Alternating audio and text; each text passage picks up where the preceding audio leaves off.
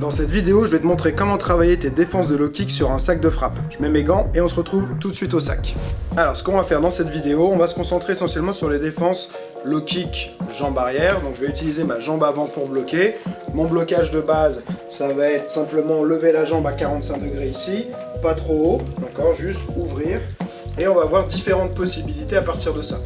Ce que je vais faire, c'est que je vais te montrer pas mal de possibilités. Je vais aller relativement vite, je vais les détailler un tout petit peu, mais pas beaucoup. Et après, je vais te montrer comment les travailler en round sur le sac. D'accord? Donc, tu pourras te repasser les différents passages de la vidéo plusieurs fois si tu as besoin. Ce que je te dis, je vais aller un petit peu vite. Donc, on va commencer avec le plus simple. Je suis en garde. Je vais venir ouvrir à 45 degrés, poser, envoyer à mon tour un low kick. D'accord? Donc 1, 2, et je reprends mon appui. Hop, hop. Ça, c'est la première possibilité. Ensuite, possibilité numéro 2, on va remiser avec la même jambe. Donc je vais switcher pour aller rapidement, c'est-à-dire je vais bloquer, hop, switcher et revenir. Encore une fois, hop, là, j'ouvre, et je remise en low kick. Maintenant, autre possibilité, on a toujours, donc on va garder tout le temps le même blocage. Blocage ici, et tout de suite j'envoie front kick, jambe arrière. Je bloque, je frappe. Je bloque et je frappe. Ok, donc ça c'est assez simple. Ça va être adapté en fonction de la distance à laquelle on va se retrouver au moment du low kick. On peut faire un low kick, l'autre peut m'attaquer en low kick de plus ou moins près, un départ de plus ou moins loin, se pencher plus ou moins en fonction de ce qu'il a prévu derrière. Donc les situations peuvent varier, c'est pour ça que c'est bien d'avoir un certain répertoire de possibilités. Maintenant on peut faire la même chose mais avec un genou, c'est-à-dire je bloque et là au lieu de simplement poser là où était mon appui au départ, je vais avancer. Donc je bloque, j'avance, et je viens chercher le genou. Hop, j'envoie bien ma hanche vers l'avant pour venir piquer, bloquer, genou. Bloqué, genou. On peut faire la même chose avec l'autre genou. Je vais faire un switch. Hop, je me rapproche en utilisant mon switch. Bloc,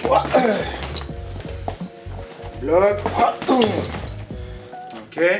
Après, on peut décider aussi de se dire, tiens, je vais rentrer en distance de poing. Donc, je bloque et là, c'est la même idée. Au lieu de poser là où j'ai levé, je vais poser en avançant. Et je vais rentrer cross crochet, boum, et je vais placer un low kick à la fin.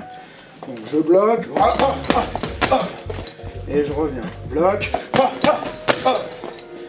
ok. Et voilà, après ça va être des variantes de toutes ces possibilités-là. Donc là, tu as déjà pas mal de variantes à travailler. Maintenant, on va voir exactement comment tu peux les mettre en place pour les travailler sous forme de round au sac. Donc ce que je te recommande de faire, c'est de choisir un enchaînement qui va te permettre de faire une entrée et une sortie, d'accord, ou simplement rentrer, boum, frapper et revenir dans une position où tu vas être un petit peu loin du sac. Et derrière, tu vas travailler chaque possibilité, un round complet, donc un round de 3 minutes, après tu prends 1 minute de repos et tu passes à la variante suivante que je viens de te montrer.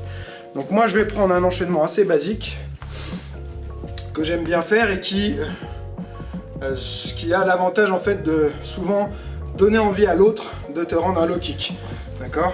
Donc je suis là, je vais venir faire un jab et un pas chassé low kick intérieur. Hop, et ressortir tout de suite.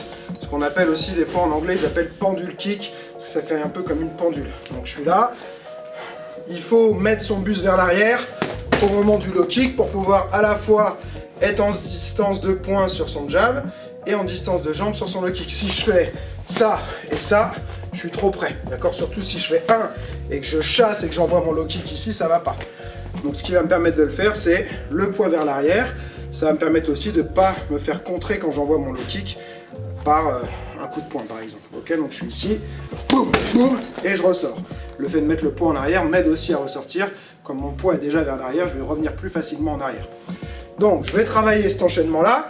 Si tu le connais pas bien, tu commences déjà à travailler cet enchaînement plusieurs fois, ou carrément en round complet. Boum, boum, tu peux bouger. Boum, boum. Ok. Et ensuite, le round suivant, tu vas travailler la première possibilité. Donc, ici. Oh, j'imagine le kick, je bloque, boum, et je remise un low kick. Et je recommence. Boum, hop, hop, encore. Boum, hop, hop, boum, hop, hop. Je prends une minute de repos. Round suivant, je fais la même chose, mais je vais pas tous te les refaire. Par exemple, en switch le kick. Boum, boum, boum, boum, d'accord, après je peux faire voilà, tout ce que j'ai montré, donc blocage, front kick, ainsi de suite. Et là, comme ça, j'ai pas fait le décompte, mais ça te fait déjà une séance avec facilement au moins 6 rounds sur une thématique, blocage low kick, de la jambe arrière en utilisant ta jambe avant et différentes possibilités de compte derrière. Voilà, j'espère que ça va t'aider à progresser sur ce point précis, que tu as aimé les techniques que je t'ai montrées. Comme d'habitude, si c'est le cas, dis-le moi en me laissant en commentaire, pose-moi des questions, je lis toujours tous les commentaires, même si j'ai pas le temps de répondre à tout. Et puis, comme je dis toujours, celui qui croit savoir n'apprend plus, alors garde l'esprit ouvert.